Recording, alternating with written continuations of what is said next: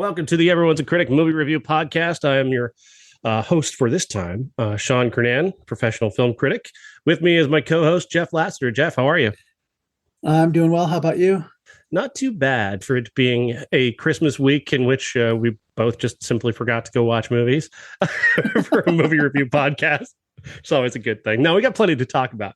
And I've been so busy just catching up on everything because I've got to do my best of the year list. I know we're going to do that for the show next week, obviously, with what you've seen. And of course, I've seen everything, and so our list will be very different, I'm sure.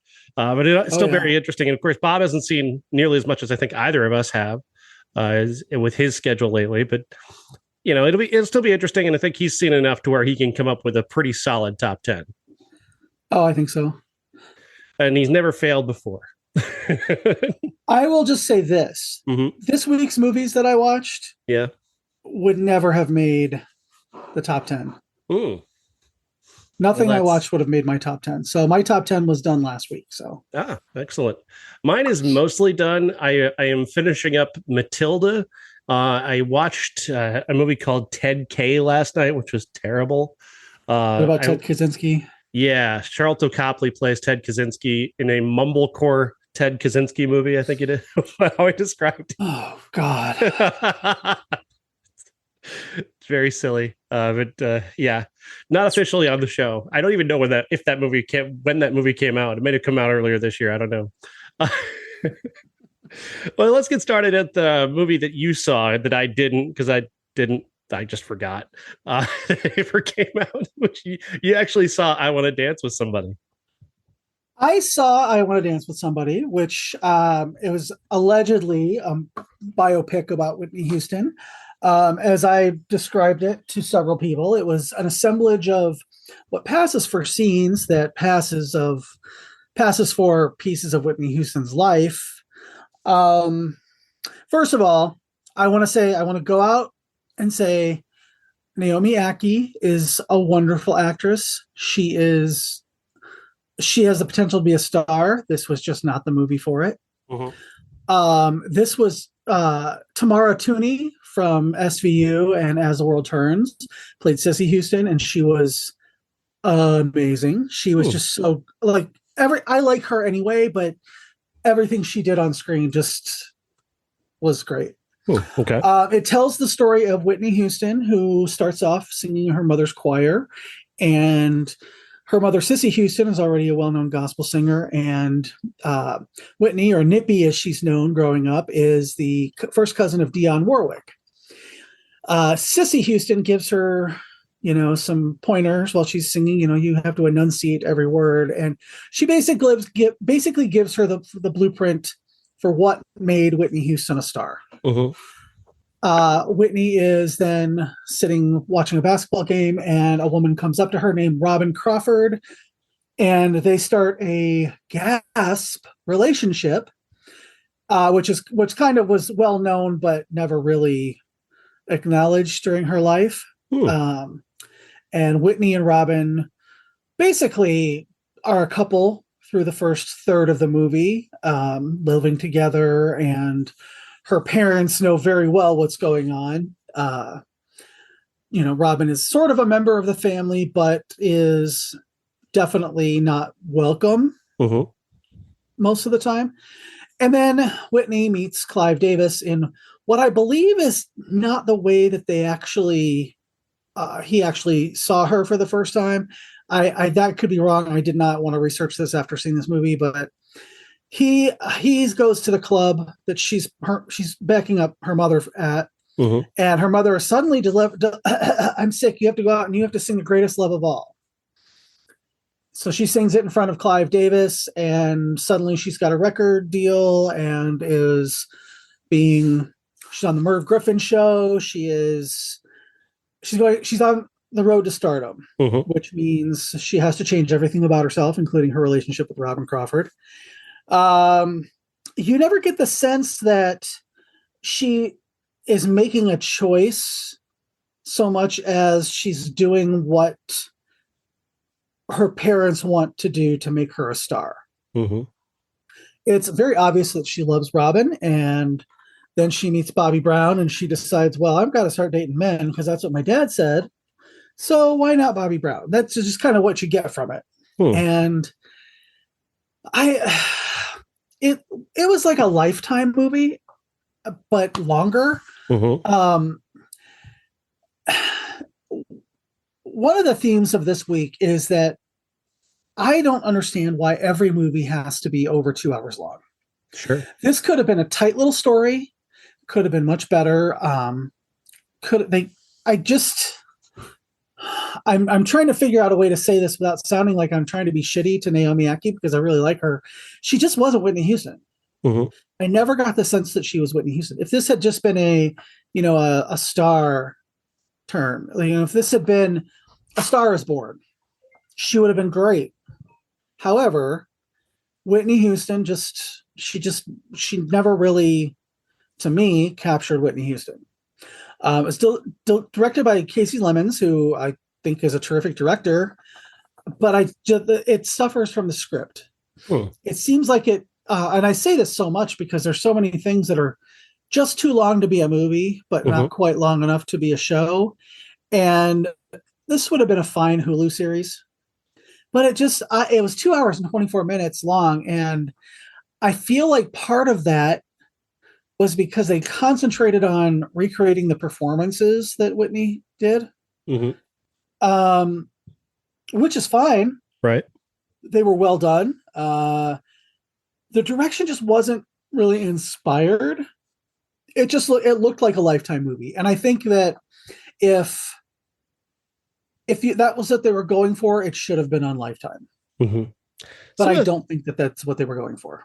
Some of the things that the criticisms I've read about this movie are that this has basically been a whitewashed version of Whitney's life, one that was very much approved of by her family, and that the LGBTQ aspect of it was kind of a marketing choice as much as it was anything else. I definitely get the sense that anything her family might have said about this movie that was implemented just to get the story on the screen. I was pleasantly surprised that one of the very first scenes is her meeting Robin Crawford, and they don't come right out and say, I'm in love with you, but I love you was said a lot between them. And I think that I really think if it had been like, if it was just pink washing, I don't think you would have gotten that. Okay. I think that I mean, some people might say, oh, I wanted to see like 10 minutes of hardcore gay sex in it. Right. I certainly didn't. But I thought that it would, I was surprised that it was even brought up. I saw the trailers for this with the minor key, I want to dance with somebody, and was just really worried that it was going to be about, how will I know? I was surprised that it wasn't just about the making of that song, because that's what the trailer kind of led me to believe. I don't think that the LGBT aspect of it was kind of washed away at all. I wouldn't like that from Kasi Lemmons. She's quite attuned in with her direction. She wouldn't just include something to include it. No, I think it was very respectfully done. Robin Crawford has come out since Whitney died and has said, we had a relationship. We were lovers for a long time, and it continued after Bobby Brown came into the picture. I really did not like the take on Bobby Brown. I mean, it seemed like once they met, got married, a lot of it just was, oh shit, we forgot to add the drug use. Oh God, we forgot to add Bobby Christine. It's like, right. It was just like really rote and quickly done. Yeah, that's another criticism that people have talked about as well, is that the movie ends before things actually get really dramatic. Yeah, definitely. I think that this is a kind of movie where, maybe you end this movie on I Will Always Love You, and it's told as a love story between Whitney a love triangle, even Whitney and Robin and Bobby. Mm-hmm. Maybe that, you know, and I Will Always Love You. And she could really love both people. Mm-hmm. You did get the sense that her sexuality was fluid, but not as fluid as her family might want it to have been. Mm-hmm. I think that the way that it was handled, it was like everything after I Will Always Love You just seemed like it was like, oh shit, we can't make this a 3.5 hour movie. We got to cut this down to 20 minutes. And 10 of those minutes are going to be her performing at the American Music Awards with a dress that I swear to God made me think that Naomi Ackie just had a really hairy back. At the beginning of the movie, she comes out and it's the American Music Awards, and she, you know, she's going to sing, and that's a very famous medley that she did. Mm-hmm. But she walks out on stage, you just see her from behind, and this dress, it looks like Ron Jeremy's back. It's just this fine, and it looks like fine hair. And I was like, did Whitney have a hair problem? And then I'm like, oh no, that's just the fabric. It really did, though. It took me out of it. How was the rest of the fashion, though? Was it a parody of the 80s, or did it evoke the 80s? No, they really nailed it. Whitney Houston was always, you know, like soft butch. She'd always wear tracksuits and, you know, sweatshirts over polo shirts and things like that. That was, you know, what she was known for in the 80s as a model. And that's how she performed at the Super Bowl, which, for all the criticism I'm giving it, there were really emotional moments for me. Mm-hmm. And that was one of them.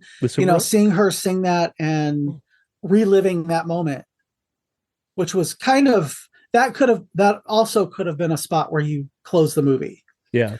You know, so much, there were so many emotional beats that you could have been, oh, okay, this is a good place to end it. And you could have, you know, filled in her backstory a little more and ended with a Star Spangled Banner or I Will Always Love You. You know, it just, the bookending of the American Music Awards was great, but I just feel like there's too much between it. Mm-hmm. And then she lived happily ever after. Oh no. Well, there's one, everybody knows that she went to this, you know, party in LA and she took drugs and drowned in the bathtub because she was intoxicated. Everybody knows that. Well, they do a scene where she's talking to a bartender and he's like, you know, I saw you about 10 years ago or about 15 years ago, you were performing at the American Music Awards and I was there. And the way the movie makes it seem is that once she dies, you know, she gets the drugs from the guy and you see how, oh, that's how she's been getting the drugs and whatever. And then she goes up to her hotel room and she's singing to herself. And then they cut to the American Music Awards performance of the medley. And she resists this medley throughout the movie. Mm-hmm. And then she performs it and it's beautiful. And I feel like that what was missing out of that performance was the fact that she just had talked to this bartender who said, I saw you there. I was there. Put him in the crowd. You know, so she sees that, like, I would have liked to have seen the people who were touchstones in her life that were not necessarily Bobby Brown or Robin, although they do have a nice moment with Robin Crawford during that performance. But, you know, like little people who had just a little bit of a part in her life. And mm-hmm. for that to be the kind of culmination, I think it would have tied it a little bit more together mm-hmm. as opposed to just being the, hey, we're going to do this performance note by note and beat by beat. So would you say it's mediocre or bad? It's mediocre. I think it would be bad if it didn't, you know, if you didn't have those moments that were really, really touching. You know, her singing the Star Spangled Banner, you just were caught up in it again. And you know, her saying, you know, like, here's all the dresses we want you to know. She goes, I'm going to be me for once. And, you know, some of the moments with her and Robin, you really felt, her comeback on Oprah. That was it. There were a few little nice moments like that brought it up to mediocre instead of being just a bad Lifetime movie. That's good. At least there's that. Yeah. All right. Our next film is one that I saw called Old Town Girls. And this is a neo noir set in China about a girl who grows up without her mother. Her mother disappears like when she's 1 year old. She turns up when the girl is about 16 and they reconnect. But the mom has been living in the big city for some time and has come back now and is basically in hiding because in the big city she owes a lot of money. So she begins to set up this process where there's going to be essentially a kidnapping. Her daughter and another girl are going to go missing, and they're going to ask for the fathers to pay for them to be returned. That's the setup. Everything in between is this really kind of touching story about a mother and a daughter, and the daughter desperately trying to connect, the mother being not the most motherly type. She would much prefer to be maybe a best friend, or she's definitely somebody who's using this girl as a means to an end until she's not, until she realizes how truly dangerous this is and that she probably shouldn't be involving this young girl in it. It's a terrific arc, and it really has a great deal of surprise and excitement in it. And I really got into this one. Like, it was really just, I was trying to do other things while watching it, and I couldn't because I kept getting caught up in the story. It's such a clever movie. It actually starts structurally with the end of the kidnapping, which ends in the most unusual way. And then it circles back to how we ended up there. And it works out that actually does work to create a good deal of tension leading up until what you already know, which you wouldn't think, but it actually just does work that way. This is terrifically directed, wonderfully acted, and absolutely nobody knows about this movie except me, I think. Me and like a few film journals, I guess, also reviewed it, but I couldn't resist it. I thought this movie was fantastic. I wish I'd seen it. I highly recommend it. This is, if you like new noir or neo noir, as they call it, it's like just taking like the classic noir detective story and kind of modernizing it with these dark undertones, but then you have this mother-daughter story on top of it. That's a really great way to freshen up a very well-known trope-filled genre. Interesting. I'll have to check it out. All right, that's that out of the way. We'll get to the meat of the show, which is two giant meatball sandwiches known as The Whale. The Whale, of course, directed by Darren Aronofsky and starring Brendan Fraser as a man who weighs over 600 pounds. He's dying. He's working as a teacher online, but he doesn't let his students see him. He says he doesn't have a camera on his computer. In the final weeks of his life, he wants to try and reconnect with his teenage daughter, something that his best friend and caretaker, played by Hong Chow, is opposed to. The young daughter is played by Sadie Sink. They do kind of reconnect, but she's such an awful human being that there's really no connecting with her in any way. Not that he's the best. Not that really anybody in this movie is the best. Maybe Hong Chow seems like kind of a good person here. Fraser, though, for being who he is, he's such a good actor. He's so involved. He's so deeply into this character that it's hard not to care about him. That said, he's trapped within this movie that is obsessed with being cruel to him and is obsessed with like stacking that cruelty on top of itself to try and explain how he ends up where he ends up, which is a 600-pound, very depressed man who's not really concerned about continuing his life. This movie just irritated me throughout because this guy, as much as he screwed up his life earlier on and did some things that maybe, I don't know, not questionable, like just things didn't line up the way they should have for him, I guess. He doesn't deserve the kind of cruelty that this movie just heaps upon him in just giant dollops. I grew tired of her being so insanely cruel. And her arc, what exactly is supposed to be her arc here? Her arc is entirely defined by whatever delusion Brendan Fraser's character has about her growing. because she doesn't grow or get better in this movie. She doesn't change from one end of the movie to the next. She is a cruel, awful person from beginning to end. There is no redemption and no attempt to redeem her. And that just leaves us just watching the movie, watching her enact cruelty on this man who life has already been pretty cruel to at this point. His boyfriend apparently committed suicide. He became desperately depressed. He lost connection to his daughter, even though he tried to stay with her. He was, Samantha Morton shows up as his ex-wife, who he left to be with this guy, and she wouldn't take his calls or take his letters or gifts or anything, and just cut him off completely. So, I mean, none of it was his fault. But then if nothing is his fault, then what's the arc of the movie? Like, what are we supposed to be watching for? What is the actual story other than this guy just eating himself to death? Which is, I mean, I guess that's kind of classically Aronofsky. He's not here to uplift you in any way.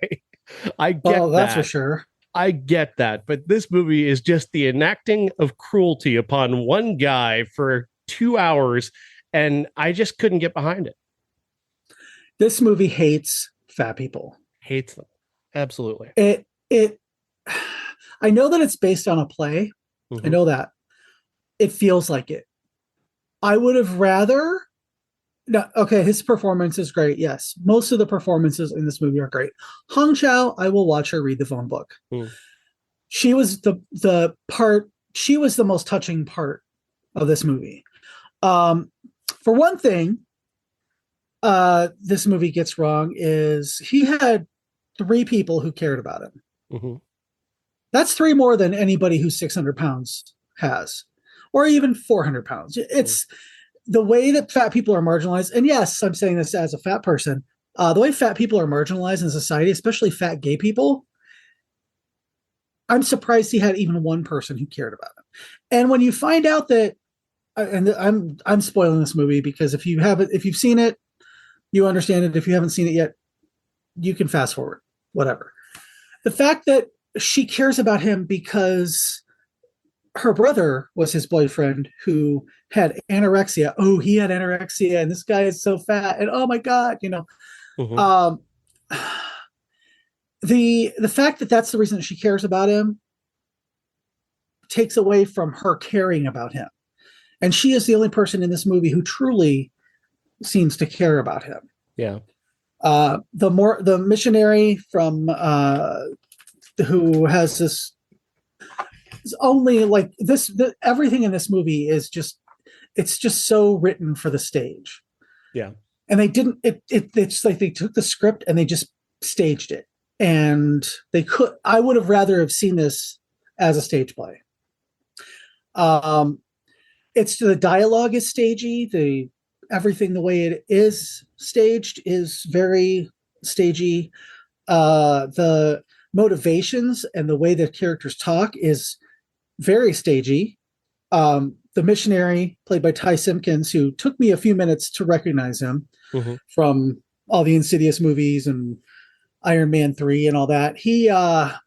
Everything he says and his whole backstory is supposed to be some sort of revelation, and it turns out that it's just a way for the daughter to be cuntier than normal, and what she does to this, that was her kindness. She did that out of kindness. The fact that she does something so horrible to this guy, and Brendan Fraser, his one-dimensional character is that he's dying, but he's happy about it, and he sees the best in everybody. Mm-hmm. Well, you know what?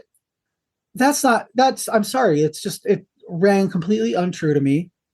The fact that he is, oh no, she was trying to help him. And I'm like, no, she wasn't. She was trying to hurt him, just like she's trying to hurt you, just like she's trying to hurt her mother. She wants to hurt everybody in this movie, with the exception of Hong Chau's character, because they don't really get a lot of interaction. Mm-hmm. But if she could find something about her, she would definitely dig in on it.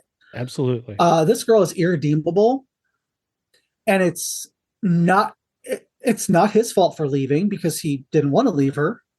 It's not the mother's fault because she even says, this girl's evil. She is not a good person. Stop trying to see the good in her because she's not a good person. I've come to terms with it. I want you to come to terms with it. Don't give her all your money that you could be spending to be in the hospital and trying to help yourself. And that's the thing. It's like, I had a really hard time with the fact that he had all this money squirreled away for his daughter because he felt guilty. Mm-hmm. And then he sees her, he meets her again, and, kind of inexplicably calls her out of the blue. He knows he's going to die and he wants to make peace. I get that. But, come over and let me do all your homework for you that's just a terrible motivation. Right. I'm going to give you all my money when I could use that money to go in and have like emergency surgery. And it was just everybody in the movie was terrible. Pretty much. I say that about him. I say that about him because he had the means and the opportunities to help himself, and he just didn't. Yeah. No, he didn't. And his motivation, I think, is depression, which is fine, but I don't think that's especially well drawn. Obviously, we can see the guy is depressed. That's not hard to see, but I mean, in terms of how they address it is not particularly great. But nothing about the way this movie treats that character is great. He has this thing where he's obsessed with this one thing, this written article or classroom assignment on what's the book called? that famous book. Moby Dick. Moby Dick. Thank you. That somebody wrote. He has Hence the whale.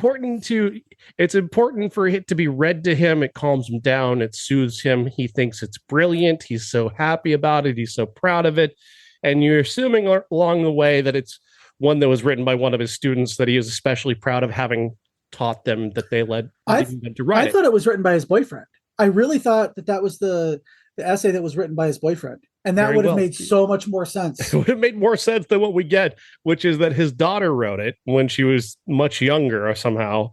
But the thing is that he swears this is genius, and it's never demonstrated once that there's anything that she wrote anything of any kind of genius about this. This is not a well-written thing. This is it's basically a shit post about Moby Dick. Basically. And the fact that like they say a couple times, I tried to get a hold of you and nothing, your mother wouldn't let me even talk to you or anything. And then, like, in the last 5 minutes of the movie, you find out it's her fucking essay, and her mom gave it to him because he wanted to know how she was doing. That doesn't jive with the rest of the characterization of the mother or him or the daughter. No. It's just, ooh, let's do a twist. Yeah. The twist would have been if you're hiring Brendan Fraser to play this character, who is not 600 pounds, the twist would have been, you know what? Brendan Fraser wants to live. And you get a coda at the end where he might be, he might be the size he was supposed to have been in the rest earlier in the movie, but he's made peace with everybody. Mm-hmm. If you want, and that's the thing is like, she was a bitch. The wife was damaged beyond all reason, but they could have all had a relationship, and that's what he really wanted. Mm-hmm. And that last, I'm gonna get up and I'm gonna walk to you, and then I'm gonna just die. Float away. Oh yes, I'm sorry. Float away. He floats away onto the beach when I was 150 pounds thinner. It's like, come on. It's really not good. It's really just not good, and I really don't understand. It plays to me in a way like a movie where a screenwriter looked at this and thought, I think the only way to make this different from the kind of the redemption arcs that everybody else is doing is to make everybody irredeemable. Yeah, and that's my challenge. Well, you've done your challenge. You've accepted the challenge and you've won. They're all irredeemable, but none of them was worth watching. So congratulations, I guess. I don't know why you want to make that. If they had not given you that piece of information about Hong Chau's character, then I think she would have been the only good character in this movie. And really, I mean, she still is sort of. I think she only cares about him because she feels guilty. Yeah, absolutely. And and that's just one extra bit of cruelty to thrust on the Brendan Fraser character. She never says, Charlie, I love you. Yeah. I don't love you because you are my brother's husband, boyfriend. I love you because I see what a kind person you are inside. She tells other people that. Mm-hmm. He is a kind-hearted person, but she doesn't tell him that. Yeah. She gets mad at him and then she sits with him and she doesn't say what she should be saying to get him motivated. She could have easily used the daughter as a leverage point to get him to go to the hospital. No hospitals, no hospitals. Well, you know what, Charlie? You're 600 pounds. You have congestive heart failure, and you're going to die by the end of the week. And that's one of those other, it just seemed like a false, timeline. Oh, we've got less than a week before you're going to die. So you have to do all this stuff before then. Yeah. You say he gets hope and then he dies. Okay, I believe that, Yeah. He gets hope, he's going to go to the hospital, and the next day she comes in and he's died in the night. Or, just while she's talking to him, he just dies. That would have been more acceptable to me. Mm-hmm. Then she wants him to walk over to it and he finally does. And then that's when he just lifts off into the sky. Why not make a movie that's about the daughter reconnecting with him? Why not make that movie? Like, who's made a movie about a 600-pound guy who gets help in the end and is redeemed through love? Like, yes, she comes in and she's very bitter about him leaving and she doesn't understand the full story. And then throughout, Hong Chow kind of hints at what the real story is and he hints at what the real story is. And she comes to realize that her dad actually loved her the whole time. And she convinces him to get help and take the money that you were going to give me and use it to help yourself. And he does, and he lives, and you've got an uplifting story. Why can't we tell that story? Because Darren Aronofsky is a sadist. Pretty much. I mean, every movie he's done is just like, I don't want to get in a fight about Mother, but he was a sadist in that movie. And I agree. No, you're talking to the one person who didn't like Mother. I call out that movie because I'm still angry about that movie. I'm still angry about that stupid trope where a man forces himself on a woman. And of course, because he did that, because he showed himself to be the alpha male, she got into it and got excited and fucks him. Yeah. Fuck you, Darren Aronofsky. I didn't hate that movie. I hated that part of it, but I didn't hate that movie overall. Yeah. But this one, I'm disappointed in it because as a 50-year-old gay fat guy, I want to see something that has a little hope rather than I feel attacked because he's drinking out of a 2-liter Diet Pepsi as I drink out of a 1.25 liter Diet Pepsi. But it's like, come on. I'm going to ask the question and then I'm going to answer the question. Mm-hmm. Why does it, every time you see a very, very fat person in a movie, they are either the butt of the joke, Shallow Hal, or they die. They have to die because Hollywood hates fat people. They can't just have it can't just be about him getting through his day as a fat person. Mm-hmm. And all the little cruel things that happen to him happen because of that, not because of a character flaw, although they see being fat as a character flaw. The most honest part of this movie was when the pizza delivery guy waited to see who this guy was, and then he was disgusted by him and ran away. Instead of saying, if it had been any other disability, he would have said, "Hey, let me help you with that." Yeah. But he was so disgusted because Charlie was fat that he ran away in disgust. And if he had lived and he ordered pizzas, the same guy wouldn't have delivered them. Yeah. He cared about him until he saw he was fat. And that's because, like every other movie that involves a huge person, you got to hate them and you got to make them terrible with a lot of character flaws. Well, and that's why we got to call the movie The Whale too. I mean, I know it's supposed to be related to the daughter's essay that means so much to him, but that's bullshit. This is called The Whale because he's a big fat guy. That's why this is called The Whale. Don't try and bullshit me about this fucking title, because I know that's what Darren Aronofsky's been trying to do. This is a double entendre. It is a double meaning. And it's not a nice one. But then nothing in this movie is ever nice to the Brendan Fraser character, and I think that's why so many people like Brendan Fraser in this movie, is because the movie is so cruel to him that we all just kind of go, "Hey, leave him alone." That's the kind of reaction that this movie is getting. We have to pause here because for a commercial break. We'll be right back. Welcome back to the Everyone's a Critic movie review podcast, part 2. I'm Sean Kernan with Jeff Laster, and Jeff. We just talked about The Whale. Now I want to talk to you about a documentary called All the Beauty and the Bloodshed. And this is a documentary from director Laura Poitras that profiles the life of famed art photographer Nan Goldin. Nan Goldin, especially well known in New York City for her photography, her remarkable photography, especially during the 1980s. As she went on in life, she became an activist, especially when it came to the AIDS crisis, and captured some of the most important images that seared into the minds of so many as the Reagan administration tried to pretend that the AIDS crisis wasn't happening. It was people like Nan Goldin who made sure that everybody knew it was happening. She, of course, then goes on to today, where she is an activist once more in the opioid crisis. She was addicted to opioids for many years. She lost a sister to an addiction to opioids, and she spends her time today working with a group that she's created called Pain. And their goal is to hold the Sackler family specifically accountable for the opioid crisis.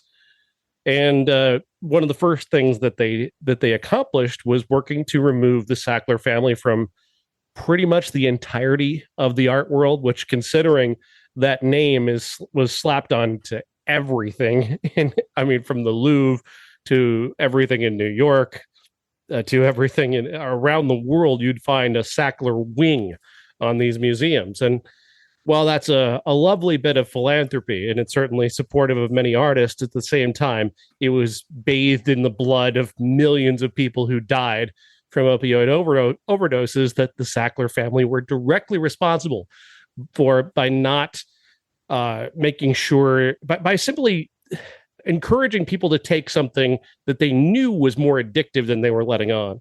And they wanted it to be as addictive as possible in order to keep people taking it, even if they didn't need it anymore. They wanted people to think that they needed it. And they wanted to create that unending, need for it, for their product. And in doing so, they ruined millions of lives and killed millions of people. And to this day, they still benefit from it. And they're still incredibly rich and still incredibly powerful. And at the very least, just getting their names off those buildings, at the very least, is a nice story, I guess. Realistically, this documentary is just gorgeous to watch, because you're looking at Nan Goldin's amazing photography, the various different things she created over the years, especially in the LGBTQ community. She's just so huge in the way that she was so blatant about capturing what love looks like for everybody, not just for straight people, but for everybody. For her multiple partners, and the intimacy of her work is so startling. I can't remember the name of the piece that she's most famous for. Came out in 1986, and it's escaping me now. But it's a powerful, very intimate piece. And everybody in the art world told her that you can't make personal art. You can't put yourself in your art. People don't do that. And there she is, nude, with her partner, with various different partners, capturing the most intimate, personal, poignant moments of her life. And it's just raw and beautiful and brilliant and terrifying. And I love it so much. I'm just so moved by everything about her and everything about this documentary. When I lived in New York, I would go to the museums and I would see a lot of her stuff, her and Cindy Sherman, and the the personal in Nan Golden work and her work, it was just, it's hard to describe unless you're standing in front of it. Even it's very powerful when you're seeing it on a computer or on a phone or whatever, but standing at MoMA and looking, and you're just standing looking at photos of her and the stuff that she captured, and it says so much. I this is the first time hearing that this existed. Oh yeah. I'm definitely gonna be watching it now. It's something had I known it existed, I would have made some time to watch, to talk about. Yeah. Her big piece from 1986, A Ballad of Sexual Dependency, which is such a provocative title. I adore that title. A Ballad of Sexual Dependency is a pretty great title for a piece that is a multimedia experience that she changed throughout the years to include, different people. She's obviously herself and her various different partners over time are included, but also her closest friend, her circle of friends are all in there. And then from there, she has this moment where she ends up going into rehab and beating her addiction, and emerging as she does. She goes in just after the Ballad of Sexual Dependency and emerges not shortly after. I mean, half of the friendships that she had are dead. Not the friendships themselves, the people are dead from the AIDS crisis. It just wiped out so many people that she knew. And I mean, she had to grow up in a second and suddenly become the one person willing to document the darkest aspects of the AIDS crisis, the parts where the people who are dying, and those pictures that emerged that everybody didn't want you to look at, of people who are just skin and bones desperately begging for some kind of help. She captured those images, and it's so shocking and so moving, and it just reinforces just how evil the Reagan administration was, and the Bush administration immediately after them. First of all, fuck Ronald Reagan. Absolutely. Amen. What he did to the country, let alone his own friends over AIDS. I don't know if you're familiar with the story of Rock Hudson. Oh, yeah. And he was in France trying to get help in the United States. And Ron and Nancy, the Gipper and Just Say No Lady, they just said no. And they would not help him. They would not have anything to do with him. We're sorry that you're sick. We're sorry that you're probably going to die, but we can't be seen with you. Fuck them. It's just like they're the worst kind of people. There's the movie And the Band Played On, which is an HBO movie. That movie killed me. Yeah, that's a really hard watch. I usually watch it around the 1st of December every year, and that the scenes at the end where they're showing all the people that have died, and how it echoes of that during COVID for me, having lost a couple people, having known people who lost a lot of people, not having a generation above me to teach me about being gay and AIDS, and all that kind of stuff, because an entire generation of gay men are just gone. I met Larry Kramer when I lived in New York, and just on the street, just happened to be walking by when he was coming out of a restaurant, and I walked him home, and we had a nice conversation about it. And I just, I thanked him, and he was like, "Oh, no, it wasn't me. It was, everybody did their part." And it was years after he was very, very angry. And when I look at Nan Golden's work, it has that same sort of rage to it. Yeah, absolutely. And, talking to Larry Kramer just a few years before he died, I guess, 10 years before he died now. And he had that rage in the 80s and the 90s. And he was a pariah because of some of the stuff he said and the books he wrote. And, his kind of I don't know. I almost felt like, and I don't think this is true, but it almost felt like, well, I guess I have to be a little quieter about it so that people will listen. You can't be quiet when you're looking at Golden's work. It's still screaming at you. Yeah. Oh. And then you get near the end of this movie and they reveal where the title came from, and it's a gut punch. It's a gut punch where they reveal what that title is about, because it's not it's a beautiful title. It's an artful title, and all the beauty and the bloodshed, but it actually has a role to play in her life that is very powerful and revealing. And yeah, this movie is incredible. It's incredible. Really can't wait to see it. All right, let's see. I wanted to mention something else. That's all the stuff you watched, right? We covered what you watched, right? Yeah, I was. Oh, this is the wrong weekend for 2.5 hour to 3 hour movies. I did not get to see Babylon. Babylon, yes. Babylon is Damien Chazelle's new movie with Margot Robbie, Brad Pitt, Diego Calva as the leads. It's set in Hollywood, and the first thing you see in this movie, in the opening minute of this movie, Diego Calva's character works as a sort of a gopher for a big-time Hollywood producer played by Jeff Garlin. Ew. But nevertheless, he's been tasked with getting an elephant for this party, like an actual elephant. They're trying to haul this elephant up to this giant mansion, and this elephant just takes a giant shit. And you watch this giant shit come out of the elephant's back end all over this migrant worker. And I guess that's a metaphor for the way that Hollywood uses migrant workers. Sure, I guess that's the right and proper metaphor for that.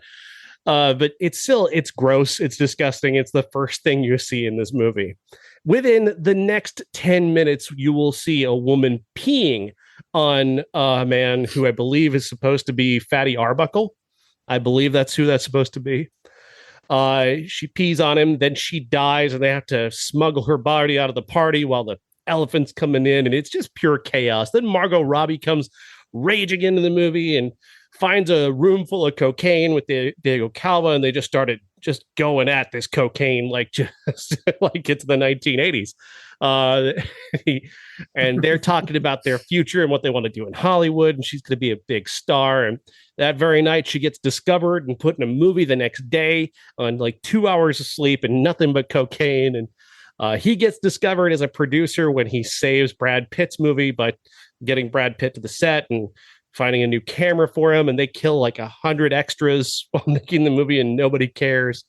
And then from there, it's basically like the arrival of sound in movies sort of ruins Margot Robbie and Brad Pitt's career, because neither one of them are great speakers. They were great for silent film, but their accents and their performances are better suited for silent films as opposed to sound films. So that ruins their careers.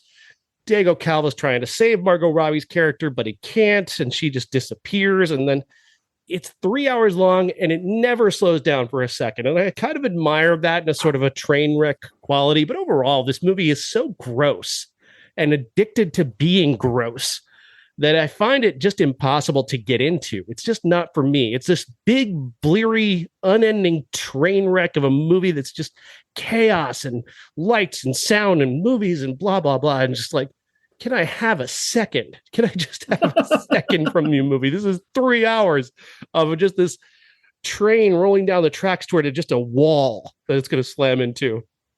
And I admire some of it. Some of it's great because Damien Chazelle's a great director.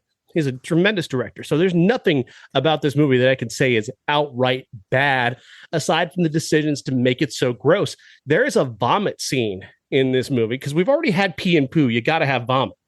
So you got to have the vomit, and she just pukes all over Randolph Hearst, William Randolph Hearst. That's what she does over William Randolph Hearst and Marion Davies, and then she pukes on their carpet some more. And it's like, I mean, honestly, it's like Mr. Creosote from the Monty Python movie. It's that level. Weirdly, it's so weird. Vomit has had such a moment this year, because I don't know if you noticed, there's a lot of movies with a lot of vomiting in them for some reason this year. Brendan Fraser. Exactly. Whitney Houston. I've seen 2 movies with it this weekend. Wow. That's amazing. I didn't even know about the Whitney Houston movie. Oh, man. Yeah. I'm exhausted talking about this movie. On top of which, like, there's a really interesting idea here where there's like this Asian woman who I think is like supposed to be based off of a very famous Asian actress from the silent films who became very famous, but then had to be like pushed away from being famous because she was Asian. You know, like Hollywood racism had to step in and go, "No, you're too big a star. Stop that."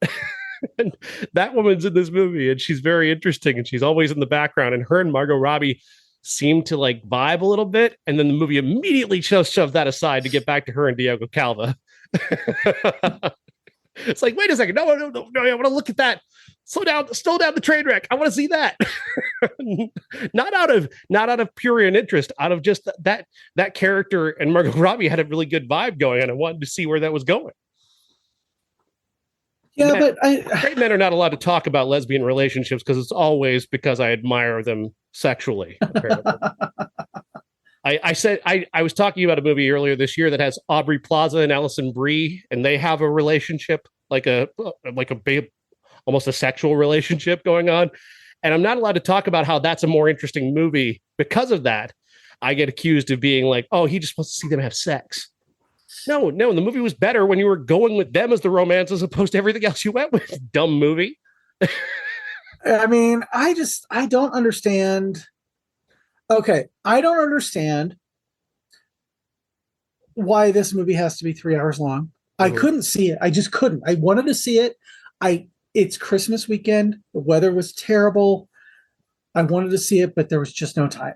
Yeah. And now they're out there in the ether saying, "Oh, it's a flop," and it's and it's because people want stuff like this to flop so that they can say that Hollywood is out of ideas and blah blah blah. And I'm like, no, it's because it was a 3-hour movie the week after Avatar, another 3.5-hour movie that people couldn't see last weekend, so they're seeing it Christmas weekend with their families.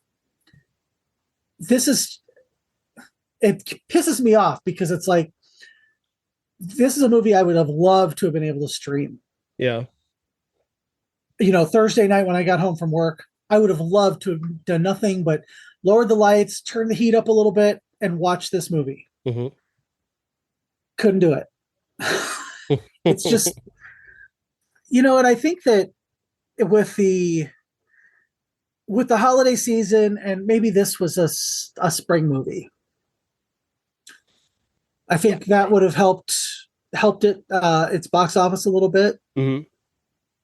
I think I think there's got to be a better way to release this than the way they released it. I mean, I thought the marketing campaign wasn't great. I think it kind of shows how full of itself Hollywood is, that people think that a movie about old Hollywood is going to be a blockbuster. Like, that's just kind of how the arrogance of Hollywood, that they think we care that much about Hollywood history. It's not that we don't care, but you've got to sell it to us better than this.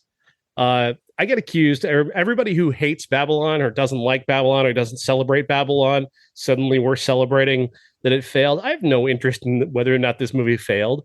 I don't think it's a good movie, but I didn't root for it to fail. And I don't think it's Margot Robbie's fault that it failed. A lot of people saying that for some reason, which is bizarre. Brad Pitt's in the movie too. He's a big star. I'll tell you what, he is not the reason I would want to see this movie. I am not and have not really been a fan of Brad Pitt in the last 15 years. Because I just kind of feel like he does a lot of the same thing. I really loved Bullet Train. I thought Bullet Train was terrific. But he's not bad here. Nobody's bad in this. There's nothing really bad about it aside from just the choices. Like, there's a pretty good ending. There's this really kind of subtle ending for this movie that I kind of liked, that was just Margot Robbie walking off into the distance. She just walks off into darkness. And it's like, good place to stop. No, they don't stop there.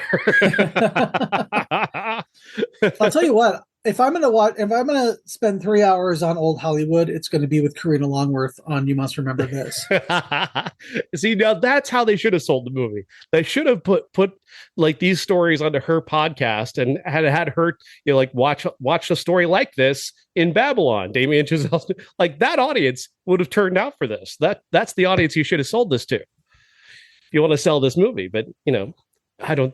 Maybe they did. I don't know. I've not listened. I don't think she has a new one out right now, so maybe they wouldn't be an option. But certainly, that's sell this idea that way, virally, as opposed to the way they did it, which is trying to treat this like I don't know, like it's $100 million blockbuster. First of all, this was never $100 million idea to begin with. It's just not. I'm sorry. Yeah. I only saw one trailer for it. Never heard about it anywhere else but the trailer when I would go to see movies. I'm hearing from a lot of people as I was reading this Twitter thread this morning. A lot of people said, I didn't know it was coming out until people were talking about it failing. So, nobody wants it to fail. They just, if you're going to have a movie that you want to be big, gotta market it. Yeah. And you got to market it more than, if you're marketing this thing on TV, that's certainly why I would never see it. Not many people are watching TV anymore. I haven't watched broadcast TV. Aside from this weekend at my sister's house when it was on. Yeah. I don't watch broadcast TV. I watched SmackDown about 2 weeks ago, WWE, but that's the only time I've watched over-the-air television in the past 2 years. This time of year, I'm streaming Christmas horror movies and watching Murder, She Wrote. That's about it. I just don't think they marketed this movie very well, and I don't think they had a very good idea when they decided to dedicate $100 million to making it. This is not $100 million movie. I'm sorry. There's no. Maybe that's the cocaine budget. I'm not sure. You got to factor in the cocaine, and then the actual movie is about $25 million.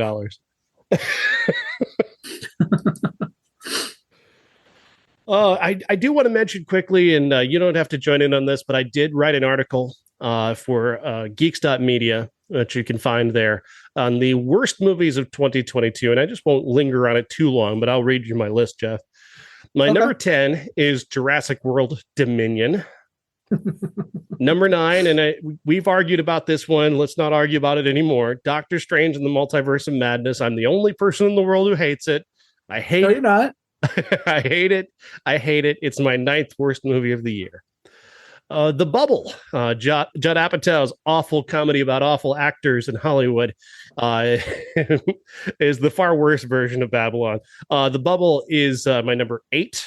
My number 7. Jeff, have you heard of this movie, Win a Trip to Browntown? Remember, we watched this. Oh, that's right. You were there together because you're a horrible, horrible fucking person and made me watch this. Terrible movie, wasn't it? It was awful. Can you imagine there are 6 movies worse than that? You can only imagine. I will say this. That movie at least had entertainment value in the way Mystery Science Theater 3000 has. That's the only redeeming quality. So true. Number 6 is Getaway If You Can, which stars Ed Harris as like a character who should be mocking Brendan Fraser in a movie because he's just that awful in the movie. It is just unwatchable. The 2 main characters are 2 of the worst characters I've ever seen in a movie. I don't understand why anybody wants to make a movie about 2 people this insufferable. I left off movies that I thought, well, nobody knows that movie. I left them off, like The Curse of La Patasola. Like that never had a chance to be any good, and no one's ever heard of that. I should have left this. I thought about leaving this one off for the same reason, but I hate these characters so much that I wanted the opportunity to talk again about how much I hate these characters. And I do. I hate the characters in Getaway If You Can, and just don't treat my Ed Harris that way. I love Ed Harris. It's awful. I like the way Ed Harris dances in Creepshow. Love Ed Harris. Number 5 is Desperate Hour. Somebody thought it'd be cool to make a suspense thriller about a school shooting. Yeah, no. Not okay. That's not okay. Number 4 is terrible. Oh, god awful. Number 4 is Ambulance with Jake Gyllenhaal, because I always reserve a space for Michael Bay when he makes a movie. As I always, don't forget the LA and ambulance. Oh God. I also reserve a space every year for when Diane Keaton makes a movie. Thus, Mac and Rita is my number 3 movie of the year. Number 2, you're going to be surprised by my number 2 movie because it actually, you would assume it was number 1. Texas Chainsaw Massacre 2022. I really hate this movie. Just that lame trope of murdering influencers, and that, I mean, I was out of this movie very early on, but I was angry when one of the characters points a phone at Leatherface and goes, "You're canceled, bro." Yeah. Oh my God, shut up. Just awful movie. Hate it so much. On top of which, just using that title is just blasphemy, because that is one of the greatest movies of all time. And just leave my Texas Chainsaw Massacre alone. But number 1, the worst movie of 2022 is Blonde. I want to ask Andrew Dominik, the director of Blonde, if perhaps like Marilyn Monroe came back from the dead for an hour and just beat his dog to death. It's the only thing that could explain why he hates her so much. This movie is cruel it's cruel to her like she is Brendan Fraser in The Whale, like she is a 600-pound man. Gay man. That's how cruel Blonde is to Marilyn Monroe, but in far more unique and disgusting ways. There's a scene in this movie, Jeff, where for reasons that only make sense to Andrew Dominik, the camera is positioned inside Marilyn's vagina as she's having a stillbirth child. Why? Why are we here? Why are we looking at this? Why is this being presented in a movie? I don't know. I think it's just to be insanely cruel to a person who isn't here to, not defend herself. She's got nothing to defend. Just needlessly cruel to a person for no good reason. And the needlessness of this movie, the cruelty towards Marilyn Monroe for just existing, apparently, baffles me. And that's what makes Blonde the worst movie of 2022. I refuse to watch that. Good. You should. I know that it was based on a novel. Mm-hmm. It's supposed to be a biography, but it's supposed to be a novel. But nobody fucking knows that because everybody sees that it's about Marilyn Monroe. They just think it's facts. So I refuse to see it. No, that's absolutely right. Joyce Carol Oates for writing it. That's who wrote it. It's monstrous. It is absolutely there's a scene where she goes to see JFK and he's just cruel needlessly to her, like everybody else in her life. She's jerking him off while he's doing, some kind of, diplomatic deal with China or something. And I mean, I think he comes on her face. I think that's what happens in the scene. Like, why the fuck is this in a movie? Why am I looking at this? First of all, this didn't happen. I mean, I'll just say that straight up, never fucking happened. I know she may have had a relationship with JFK. I realized that he may have traveled to Los Angeles and maybe consummated that relationship. But this thing where she went to the White House and jerked him off while he was doing business with whatever world leader he's doing business with, that never fucking happened. And why it had to be so unbelievably cruel just boggles my mind. I'll give you a few of my least favorite. Feel free. Morbius is one. I'm not doing them in any order because I'm just trying to remember because I didn't make a list of the worst ones. Morbius, Morbius is terrible. It's awful, but I kind of have an appreciation for the way it's awful. Go ahead. I don't like Jared Leto most of the time, especially when he's playing himself like he did in this movie. It seemed like. Mm-hmm. Another one was Texas Chainsaw Massacre. Yeah. I just think that it was just terrible. I was just like, why bring Sally Hardesty back as a character from the first one and just treat it as that? Yeah. To just have her, just to murder her. If you want to Laurie Strode her, then you should have set this as a trilogy, and she, her dealing with her trauma as Jamie Lee Curtis likes to say. Not kill her in the at the end of the movie and have Elsie Fisher survive. And like, oh my god. Another one that I just thought was terrible was one I really was looking forward to after Halloween Kills. I was really looking forward to Halloween Ends, hoping that it was going to redeem the story somehow. Yeah. It didn't. I actually, Brad Miska on Twitter today was talking about about how that movie, there were how it could have been better. And I made the point that the movie where Laurie is happy and is doing Halloween like it should be done, that should have been the 2018 remake or reboot.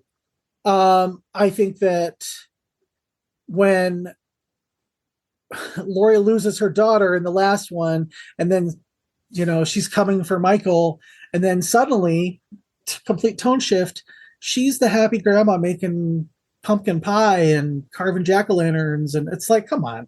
Yeah. We've seen trauma Laurie in Halloween H2O. We saw, how she was fucked up because of what happened to her. How about we have a movie where she is happy and she has moved past her trauma and she has a good relationship with her family, and then Michael breaks out. I did not like the fact in the 18 remake that they weren't related, because it really made no sense why would she even be in this one if they're not related? And why would he be obsessed with her? Right. They tried to explain that in the 2018 one, but then why? Okay, that's fine. Why is he coming after her family and other friends in this new trilogy at all? It's like the fact that now, well, she's happy, but she might be Michael Myers now. At the end of this one, it was just like, what is David Gordon Green doing? What the fuck is he doing? Who knows? It was terrible. So was the Firestarter remake. Oh yeah, that was bad. That was close to making unnecessary. The list. Yeah, completely unnecessary. I don't understand why they did it, and why does Zac Efron have to be in these terrible movies? He's a good-looking guy. He could be the star of like a lot of stuff, but he chooses Firestarter, the remake that just doesn't even matter. Yeah, weird choices all around for that one. I'm going to reiterate that I did not enjoy this week's movies that I saw, so I don't want to say that I Want to Dance with Somebody was one of the worst, but it was it was pretty much up there. It was, it's not something that I ever want to watch again. Right. But I think out of all of them, it was just, those were the ones that really stuck with me. I haven't seen Black Adam yet, and I've heard that's terrible. I could, but I just what's the point? And I'm like, they've removed it from canon now, so yeah. That, and you know what? That's one of the worst things about 2022 is this whole DC universe implosion. And I've kind of held my tongue on social media because I just don't want to listen to all the Star Wars fanboys who hate Star Wars, but they're complaining about there not being any sort of roadmap for the sequel trilogy. Yet they're sucking the dick of every DC movie that comes out. Oh, look at how it all ties together. It doesn't tie together. It hasn't tied together in years. This love for Henry Cavill all of a sudden is very interesting. Like I liked him in Batman versus Superman. I didn't like him in Man of Steel. I hated him prior to Man of Steel. I thought he was one of the worst actors working. This sort of love affair that fans have with him now is almost bizarre to me. Oh, it's because it's they're contrarians. Yeah. It's why they don't like Star Wars. It's why they don't like, I don't like Wonder Woman 1984 because people like the first one so much that obviously we have to hate this one. And it wasn't a great movie at all. No. It was fine. It's fine. It was, Kristen Wiig was a weird choice. Yeah, it was fine, but everybody hated it, and now they're like, "Oh, I can't wait to see more," because they're not going to make any more. What Warner Brothers and DC is doing baffles me. They made an entire Batgirl movie or Batwoman movie with the return of Michael Keaton as Batman, and they shelved it. Mm-hmm. I mean, what the fuck? I've never seen anything like it, and I've seen a lot of people there's a way too much understanding for that decision. Like, yeah, it's a business choice. Like, really? Like, yeah, okay.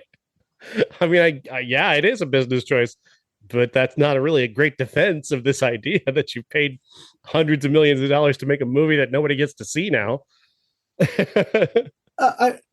Batman, Michael Keaton, Batman. What the fuck?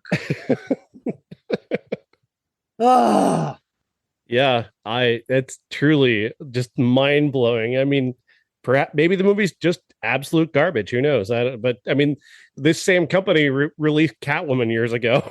They had to know that was a piece of shit. Catwoman is enjoyable in a Mystery Science Theater 3000 right. But they had to know when they put Catwoman out into the world, this movie is not good. Like, there was no fooling them. They couldn't fool themselves into thinking they'd spent their money wisely and made a really terrific movie they should put out to the public. So how do they go about looking at this movie and saying, well, this isn't very good. We don't think it'll make enough money to be successful. We're going to just shelve it. How do you make that decision? Like, how does that decision track? No idea. It baffles me. I wanted to see that movie so bad before they ever said they were going to shelve it. And I'm just hoping that somewhere there was an intern who got a hold of a USB drive with it on there and is just trying to figure out a way to release it where they don't get sued. Mm-hmm. That's my only hope, for it, because it's like, for years, I've been saying I want to see Michael Keaton as Batman. He's always been my Batman. He was the Batman in my formative years. Mm.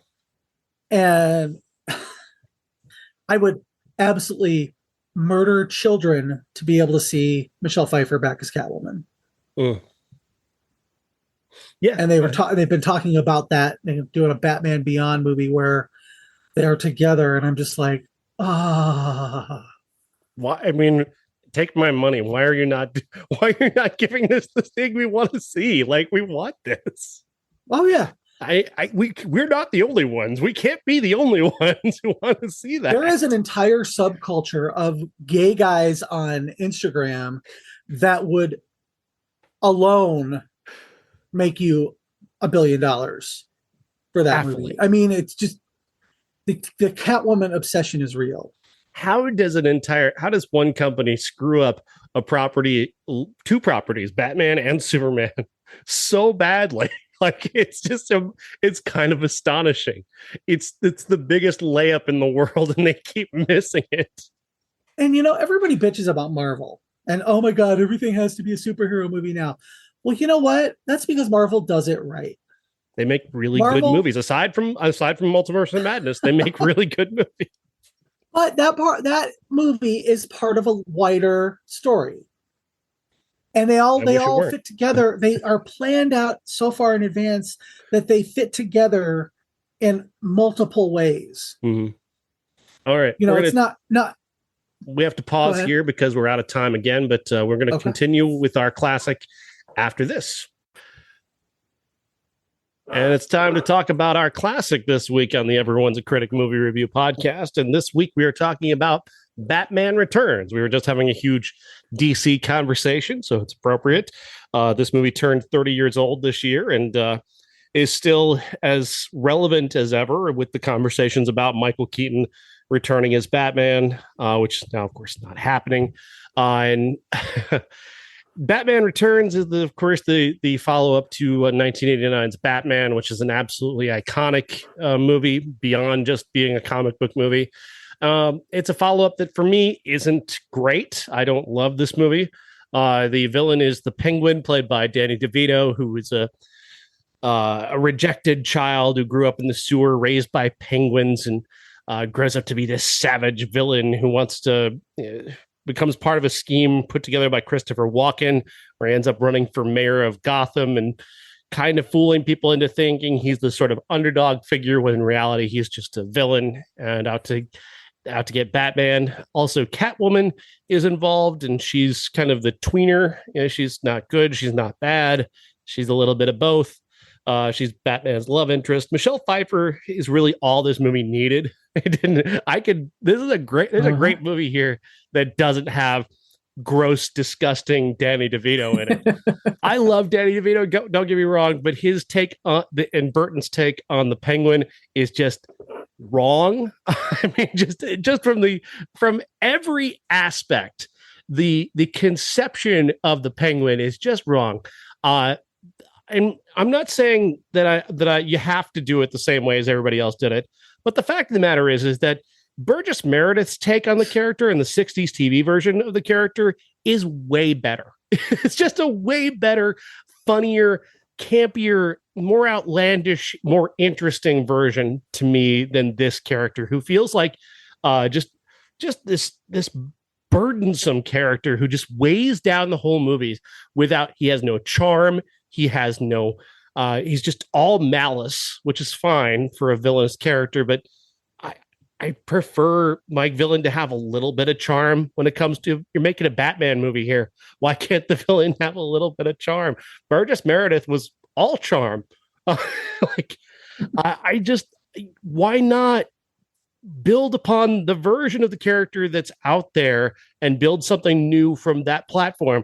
Why have a character who's like just gross and disgusting, and he's got this ugly, like he's shaped like an egg, and he's just the fish, you got to eat fish heads, like, oh God, gross, hate it, ruins the movie for me. Just make a Catwoman movie, man. Just make a Catwoman and Batman movie. And have Christopher Walken's character be the real big bad that's between Batman and Catwoman. You got enough. Everything that comes with the Penguin feels like it's just tacked on almost. Like he's just there to push the plot forward a couple times. And he interrupts a far better movie multiple times. This movie is one of my favorite superhero movies of all time, and it's strictly because of Catwoman and Batman. Mm-hmm. I don't hate this iteration of the Penguin as much as you do. It was the first, kind of, oh God, we have to have more than one villain. And, then every subsequent Batman movie after that, we had to have 2 and 3 and 4, everybody had, all his rogues gallery had to be included in every movie. And what you said about Catwoman and Batman being the crux of the story, absolutely true. I think the disgusting look of the Penguin is great, but I get where I just think that there are 2 distinct stories here, and we should have gone with one, and that one should always be Catwoman. Mm-hmm. I did not like Michelle Pfeiffer until I saw this movie. I shouldn't say I didn't like her. I just didn't care about her. Yeah. And this is the movie that made me go, oh my God, Michelle Pfeiffer is a goddess. Just her physicality, she moves like a cat. The whip work is amazing. Her face when she just stands there and just has a beat and then says meow. Yeah. Perfection. Absolutely. Christopher Walken in this movie as Max Schreck. Haha, Max Schreck. the guy who played Nosferatu. Uh-huh. He's great. I mean, that the interplay when he throws her out the window. What are you doing? Oh, I was looking. Oh, I was just looking for something, and I came across these files, and wait, you thought you can kill me? Yeah, you're right. Yeah. Huh? And then he throws her out the window, and just like, oh shit. When she comes back into her apartment and she smashes the hello there and turns into hell here. Yeah. Iconic. The suit. Oh, fantastic. Interplay between her and Batman. I if you took the Penguin completely out of this movie, would still be the best Batman movie out there. I do think that Oswald Cobblepot as a character could have been somebody that they all knew, and they didn't know that he was the Penguin necessarily. Mm-hmm. Instead of having the creepy Penguin, and then then he becomes Oswald Cobblepot. Burgess Meredith, he kind of set the standard for the character. But even if Danny DeVito had played him without all the prosthetic work, I don't think you would have needed it. Yeah. Oh, absolutely. I agree. I think it would have been a better character, though, and especially with the arc of him becoming the mayor. Who's going to vote for a guy that looks like that? First of all, did you see what happened in 2016? Fair enough. But I mean, there's just at no point did I buy him. Looked at Mitch McConnell. I never bought him as being interesting enough or charming enough to have to pull off that particular arc, and he doesn't. But I mean, in the end, but it's still it's a dumb arc. It's a dumb arc for this character. Whereas if it had been that something built upon the Burgess Meredith version, that character could absolutely be a politician. Like he's built as a politician in that version. Think about if Danny DeVito had played it less prosthetics. You can still actually he can have prosthetics, but he puts makeup over himself like the Joker did in the first one. Mm-hmm. And so he's not that sickly white. He's more of a regular looking guy with just a big nose, and he's known as a Penguin because he always wears the bow tie and whatever like that. If you had done something like that, and then he comes home and he takes off the makeup, mm-hmm. and he's that Danny DeVito, I would have bought that. Absolutely. He'd gone his whole life because he was rich. His parents didn't want him to be what he was, so they made him wear makeup, and they made him, be part of society, and it pissed him off. So he was going to steal all the firstborn children of Gotham. Why not? That instead of, why would anybody vote for this guy? As is. It's a weird choice for a story, especially when you've already got so much plot going on. I mean, there's already plenty of plot in this movie that could have been explored, and it would have made more time for Batman and Catwoman. And I'm all for that. Make more time for that. Absolutely. The one thing that we've not talked about at all is Keaton's take on Batman this time, which it gains a couple of dimensions. I thought. I think in this version of it, he's really growing into this character. It really kind of makes me wish he'd had more time as Batman, because what he's doing with this character, what he's slowly developing throughout, is more personality on the Bruce Wayne side. That's adding dimensions also to Batman. And certainly that comes through in the relationship with Catwoman, is this kind of there's a lot of character development, I think, with Batman in this version. I would have loved to seen him go again. Oh yeah, definitely. I mean, George Clooney and Val Kilmer were fine, mm-hmm. but those movies were never about Batman. Those were about his rogues gallery. Yeah. This, his movies were about him as Batman. No, regardless of what Jack Nicholson did or Michelle Pfeiffer did or Danny DeVito did. Those movies were starring Batman. They're built upon the foundation of Batman. Like those characters stand out because he's such a great Batman. And that's not true of the Val Kilmer or George Clooney version of it. In those movies, he's just completely overshadowed, like the Batman as a character, which is weird because then you're introducing Robin as well, and it's like, yeah, like that's a weird relationship that needs exploration and doesn't get it. While we're focused on like Arnold Schwarzenegger making ice puns and Uma Thurman being weird, and man, those movies got fucked up. And I think that they would have been more grounded had he stayed in the role. Yeah, absolutely. Because you're so, we've got this new Batman, and George Clooney is fine as an actor, and in some things he's really, really good. But he was just a kind of a blank slate for the villains. Yeah. Same with Val Kilmer. It was just like they were just there. They weren't the catalyst for the story. They were handsome and they filled out the suit. And that's really what all that Schumacher ever cared about. Yes.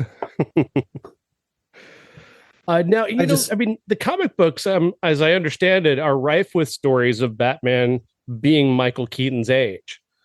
Now, like, why not go back to that right now? Like, would that not be a great idea to have like a Batman who is Michael Keaton's age, who is, trying to leave this life behind, but keeps getting pulled back into it. There's a younger Batman maybe coming up behind him that he's bringing up behind him, trying to hand off the mantle. And I think that's a great idea. I think there's a great movie to be made of that. I think a lot of it is they've already made that. I think in Batman Beyond, I think it is. I'm not a big on the animated DC stuff. I've never spent any time on it. I know this from watching a show on YouTube called Atop the Fourth Wall, which is a show I just adore, where the guy reviews comic books. That's the entire frame of my reference when it comes to old Batman. But I know of like very popular, very well thought of stories about old Batman.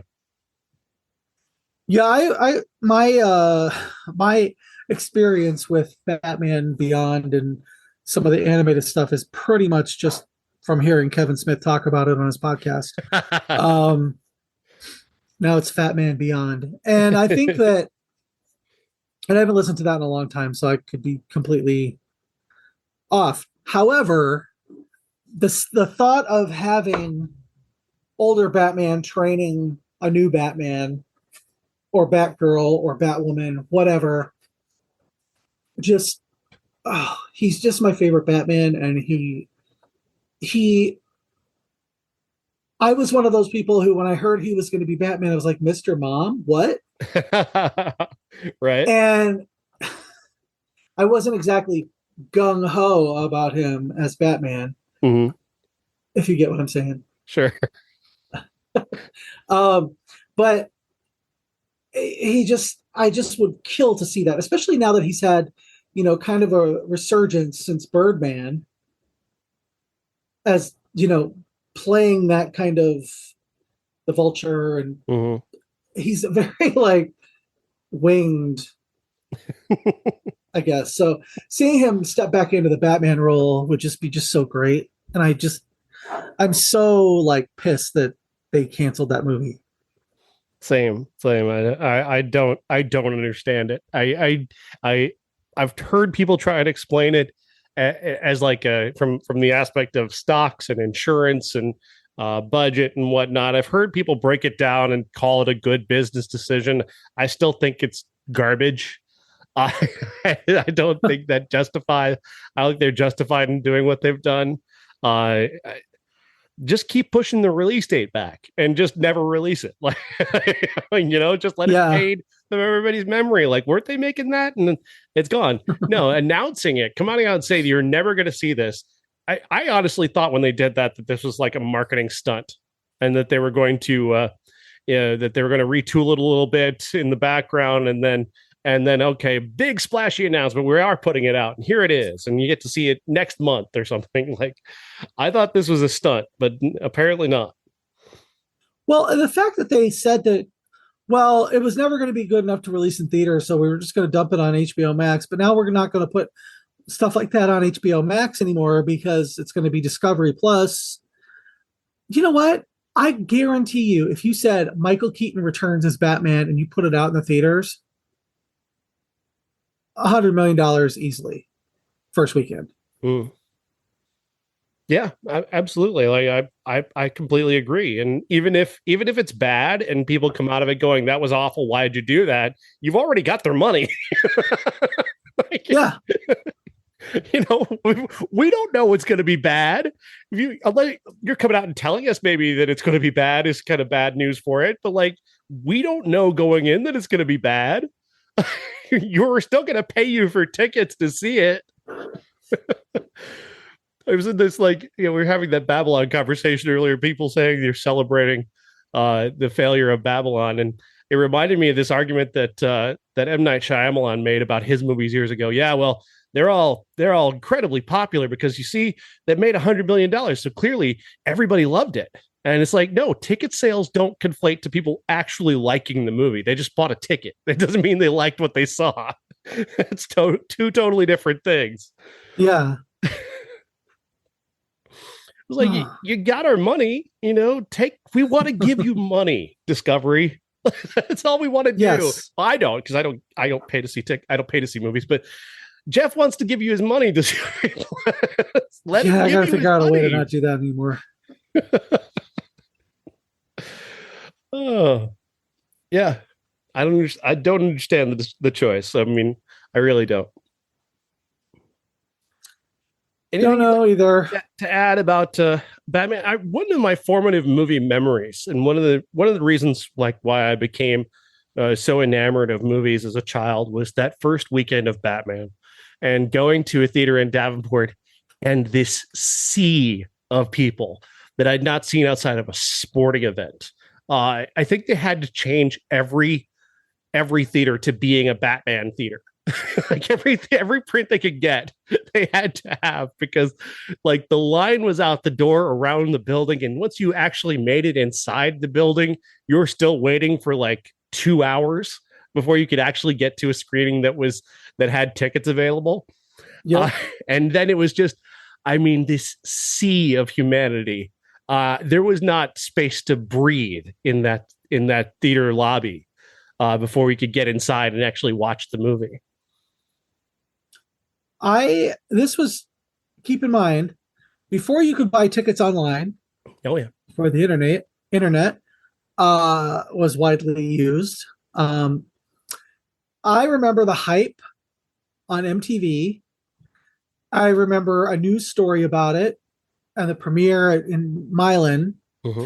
And I picked up my friend and drove across the bridge, and the line was crazy, but we got into the very first show on a Thursday night. It was the first time I remember a Thursday night show.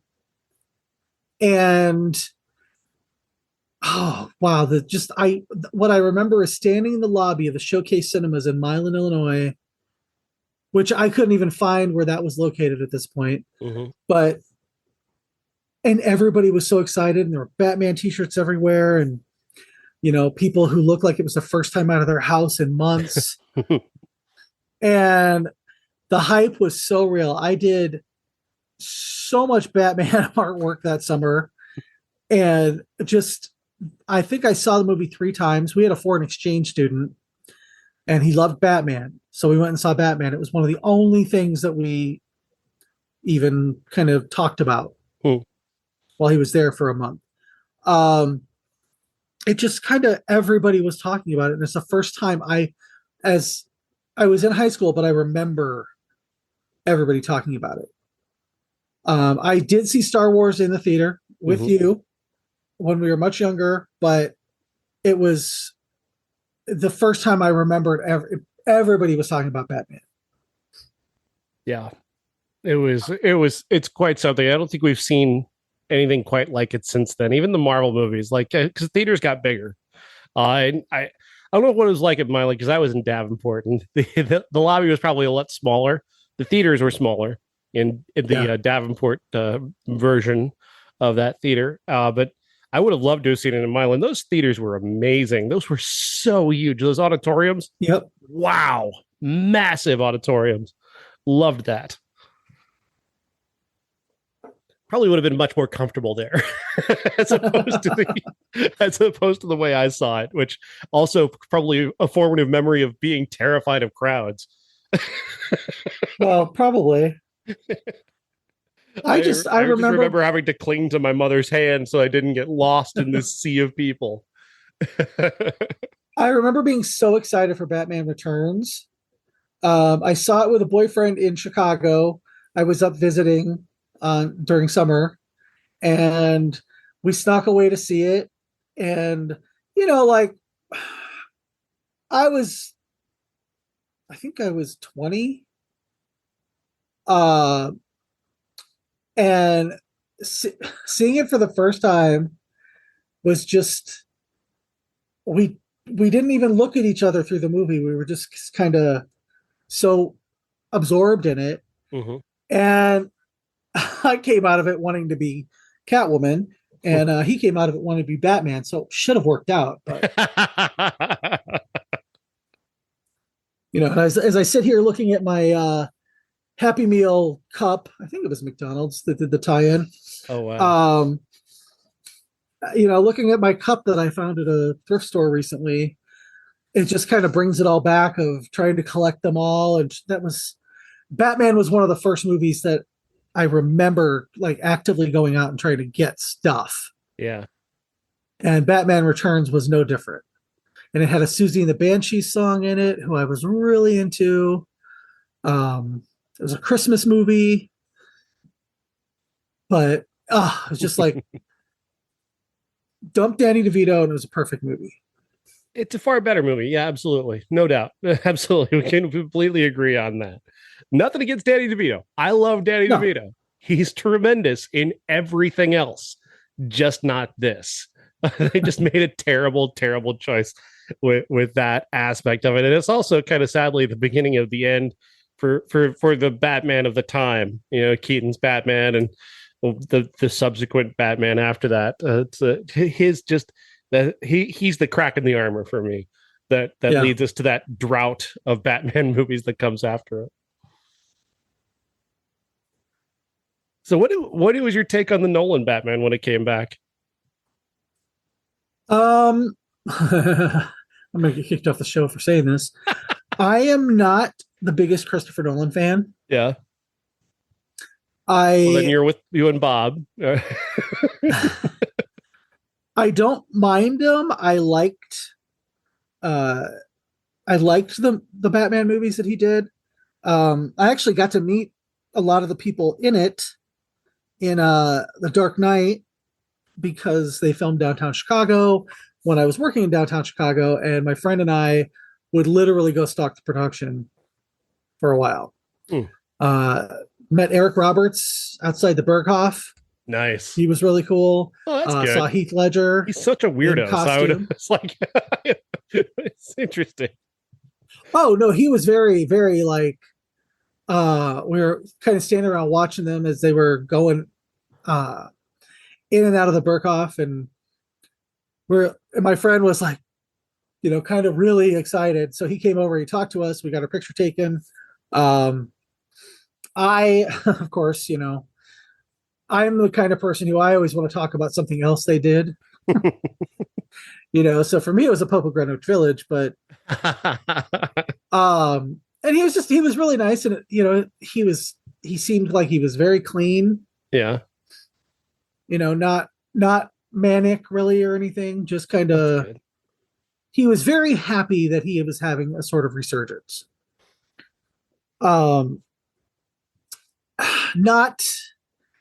like, oh dude, like, oh yeah, I love that movie, that was that, but just all right. And he was very professional about taking the picture. He's like, okay, stand here, I'll stand here, all right, are you ready? And of course I cannot tell you how much I appreciate that.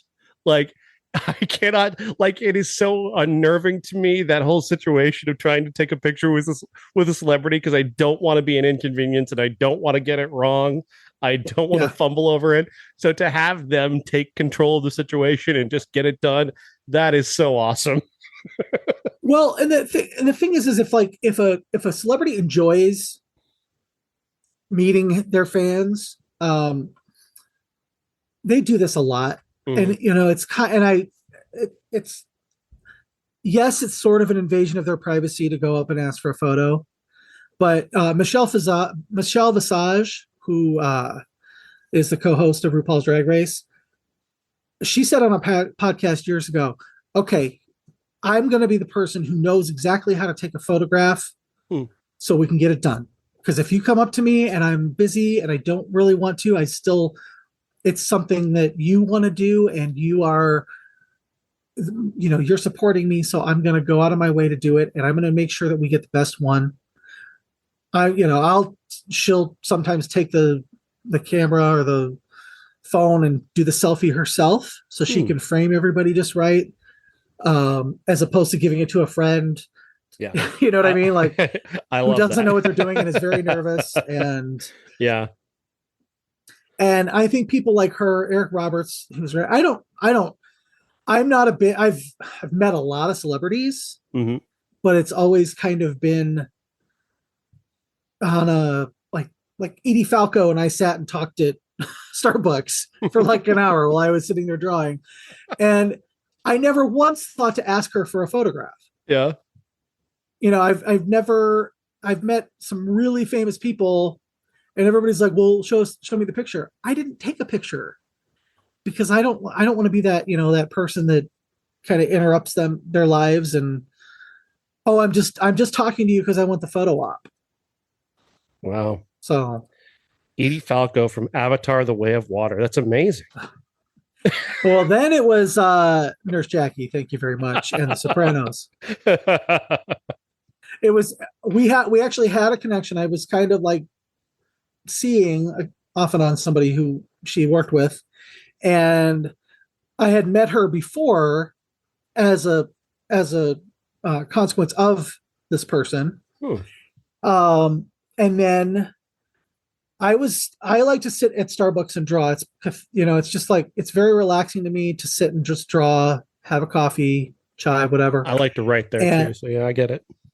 And I was sitting there at Starbucks and I think it was the one on 8th Avenue in New York. And I can sense when somebody's kind of looking over my shoulder and I just kind of glanced back and it was her. And she goes, oh, I'm sorry. I'm like, no, feel free. And, so she's like, wow, oh, wow. And with her South Jersey accent. And I was like, I think we've met before. And she goes, oh, really? And I told her, yeah, through this person who doesn't deserve to be named. And, oh, yeah. Okay. And she said, I don't know if she actually remembered the interaction before, but she said, oh, I know that person. So yeah, that makes sense. And then I said, feel free to have a seat if you want to watch. I don't mind. And so she sat there and we just talked while I was drawing and never once said anything about herself. Wow. She wasn't like, well, when I was doing The Sopranos, she was a very curious person. Yeah. And that's what I appreciated. So is Eric Roberts, during Batman, or The Dark Knight. The Dark Knight. He was like, oh, do you work downtown? What do you do? What's some fun stuff to do? Do you go out downtown? Where do you live? All that. He's very, very nice about asking questions and stuff like that. Seeing Heath Ledger, not really having much of an interaction with him, that was, he was just, that kind of like puts his head down and waves his hand. And yeah. But you got to see some of the people that you would recognize as part of the movie once you saw it. But that's why I appreciated the Manola movies, I think, a little more. Okay. Because of the fact that I got to see that I was living in Gotham at the time. I liked all three of the Nolan Batman movies. Yes, I did like the last one especially as well. And same. I just think I think Heath Ledger's death changed that movie in such a way that it had a profound effect on the way the third one turned out. So maybe it didn't quite complete the vision that I think Nolan had in mind. Certainly they leave it open for Joker to be there and then having to, kind of ignore the fact that he's not there. It had an effect on how they played out that movie.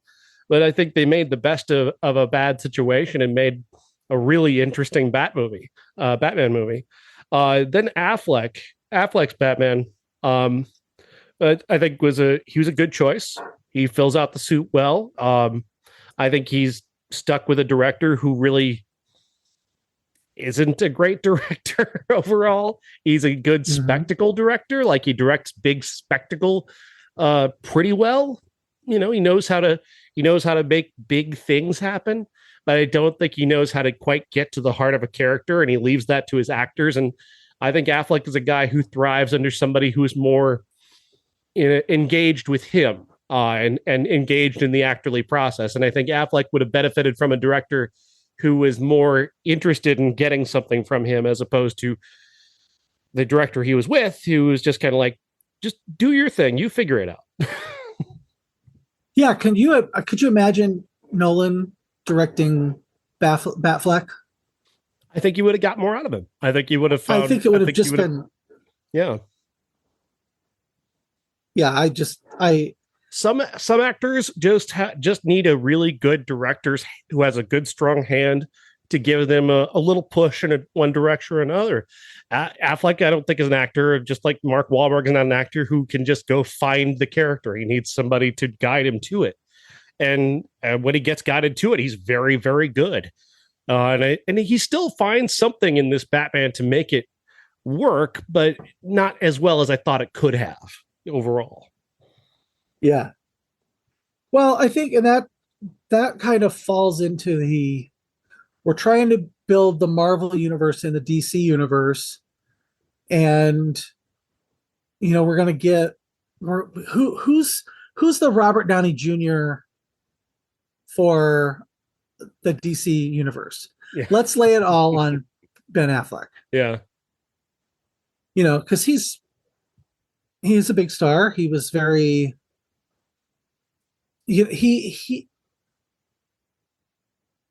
was the perfect Bruce Wayne. He was, to me, the best Bruce Wayne since Michael Keaton. Noble, stoic, still kind of charming. Yeah, absolutely. He's just, that's a good take on the character. Absolutely. A little detached. Yeah.